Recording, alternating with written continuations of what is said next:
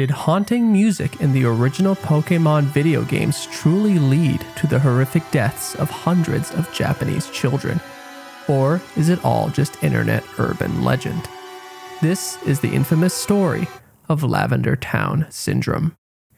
It's case time, baby! Everybody, I hope you have your notebooks out. When Professor Pop talks, you better be taking notes! We're gonna dive into the case of Lavender Town Syndrome, a very intriguing case, but one that may not, again, I want to preface this by saying this, we don't know. A lot of this may not be true. This might just be a creepypasta, but there were some confirmed actual events that I'll talk about. Hanju himself says in the chat, this is a confirmed creepypasta, isn't it? Well, that'll be up for you to decide. For those of you that don't know, Lavender Town is one of the many cities, or towns rather, in Pokemon. It is known as the Ghost Town. I don't know if it's actually known as that, like officially, but that's where a lot of the ghost Pokemon are. Pokemon, for all intents and purposes, is a kid's show. The game itself, and I know a lot of adults play it, but of course the game is also geared towards children. Yet it's quite safe to say that Lavender Town is a very freaky, very creepy town.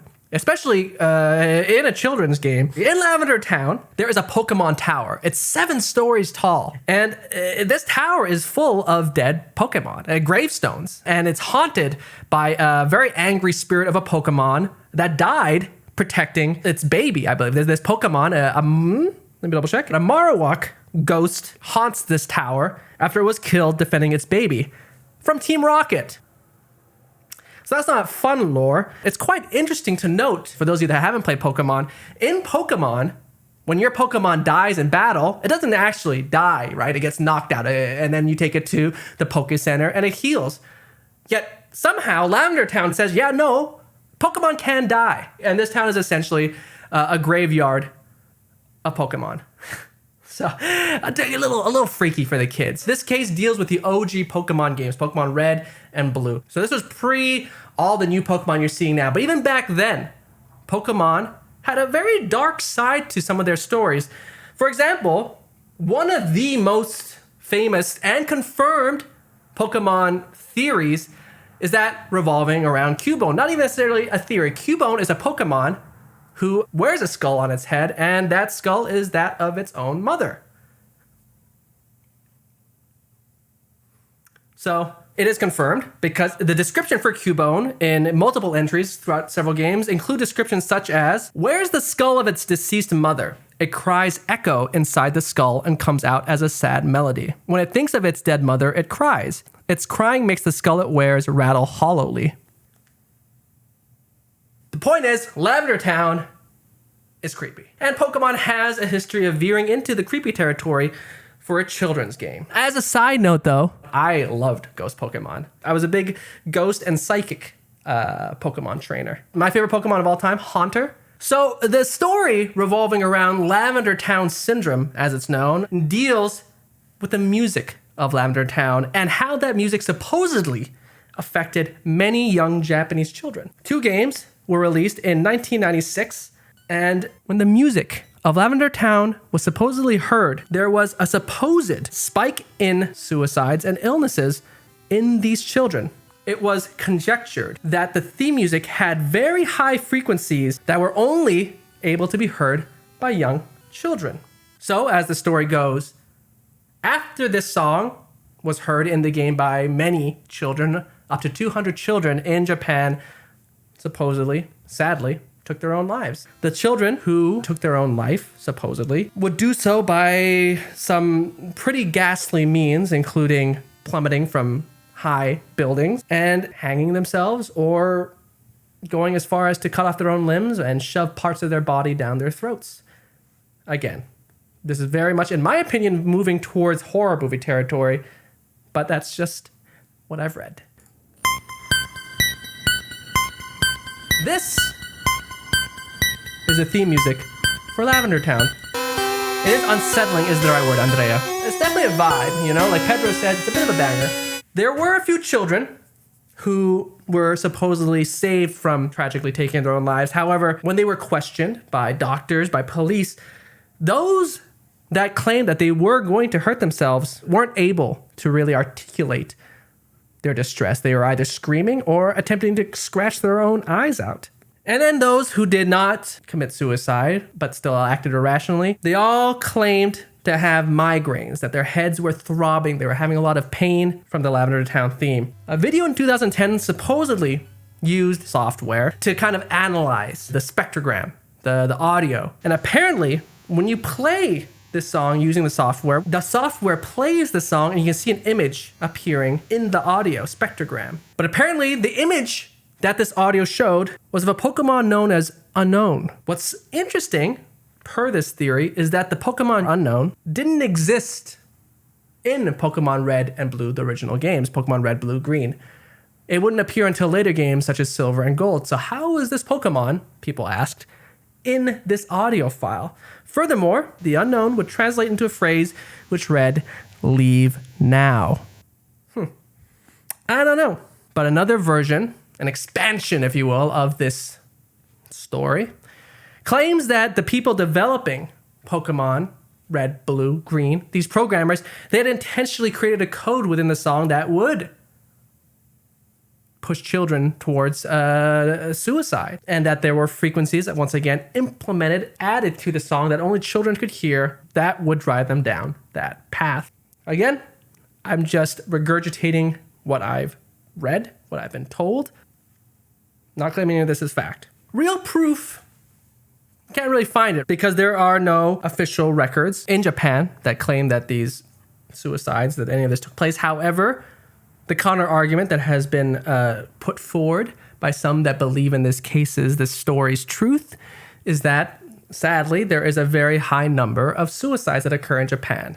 And so they claim that the number of these suicides could be lost in the statistics. Dragon Rose of Desire, this is all anecdotal from the parents, guardians, or just speculation. Well, the original story claims that investigations were held, the police got involved, and there are police records. These have yet to be confirmed or unverified. So either way, we don't know if these exist or not. But apparently the police did do an investigation into all of this. In fact, there was a person that supposedly came forward. His name was Satu Harue, who was a former employee of Game Freak who made these games. And Satu apparently leaked info verifying that these incidents did occur and that such atrocities did happen as a result of Lavender Town's music. However, once again, Satu Harue, unconfirmed that a man by that name ever worked at Game Freak. However, those that believe in the story, they have pushed this claim that public records in Japan are very hard to come by because it's very private in Japan, and therefore we can't know for sure if this person did or did not work at Game Freak. And they also, people that believe in this story, claim that Game Freak would obviously not want to claim that this person worked there because it would not look good on them. There was a change in the release of Pokemon Red and Blue when it came to the US. Believers of this story point to the fact that the music was changed in its American release as evidence that something bad did happen with the music. Whether or not Lavender Town Syndrome is a real thing, what we do know is that when the Pokemon animated series was broadcast, there was one episode that did, and is confirmed, harm many of its viewers. In this episode, Ash and his little buddies, they basically investigate a Pokeball. In the episode, Pikachu causes an explosion, which leads to a lot of flashing lights. Blue and red lights flash. And almost 700 viewers, 310 boys and 375 girls, they all actually had to go to the hospital as a result of this episode because they experienced a wide variety of symptoms from blurred vision, dizziness, migraines, and a lot of them also suffered seizures. So almost 700 children were sent to the hospital as a result of this episode, but up to 12,000 more children that didn't go to the hospital still also suffered their own symptoms. Basically, this Pokemon episode led to a lot of seizures and other physical ailments in its viewing audience, many of which were children. The reason why I bring this up is because this is a confirmed incident. And so other people point to this as another way in which Pokemon has veered down a not so healthy path for its audience. However, does that confirm or deny Lavender Town Syndrome? But I guess at this point, that's where I turn over to you all. Let me know how much you think this case is rooted in truth. Sienna says, why would they try to intentionally off their main revenue source? I guess if I were to play devil's advocate, if I were to someone who believed this actually transpired, I would say, well, the people that put this in this game didn't care about the revenue because they weren't seeing any of it. And so they just wanted to do something malicious. Ash says, this is a great theory for me considering I wrote an essay on sound frequencies with wind turbines and what it can do to mental and physical health. Mika Blue says, flashing lights affecting people makes sense, but I don't think there could be any real documentation of music harming people. I could be wrong though. I mean, I did do a video for the Unsolved Network revolving around the Hungarian suicide song, which has been linked with numerous suicides. But once again, it's one of those cases where we can't necessarily say that a song can cause someone to take their own life. Could it potentially be a factor? That's what a psychologist I interviewed said. Jay Nathan, 39, thank you so much for being here. Thank you for your first time chat as well. Nathan says, in the UK, there are buzzers outside of betting shops that emit high-pitched tones in order to prevent kids from loitering outside. Wow, that is really interesting. I had no idea. Smart. I need to have one of those outside my apartment. Stop these hooligans from, riding their skateboards outside. I sound like an old grandma, but they get loud. Oh, I don't like that, Andrea. Andrea says, unfortunately, some cities and private businesses use high-frequency pitches to keep homeless people away from using their spaces for shelter. That's very horrible. Here, John says, it's easier to cover up, and since Japan is traditional, it's best for both sides to be silent. The progressives don't want anime or video games to be linked with killing the youth, and the elders don't want to be entangled with killing the kids that they view wasteful, as they want to continue and have control so that they can wag their finger and say Pokemon or X thing here is deadly, and one should at least be able to get away with the culling of the small amount, which won't be looked into. As well as they would rather use the rumor myth to just point at and scare people into what they think is the true path. It's a good position, a good take. For those that believe. I mean, I believe this is a creepypasta. I mean, that's my answer. I think this is a creepypasta. I think it's a creepy story.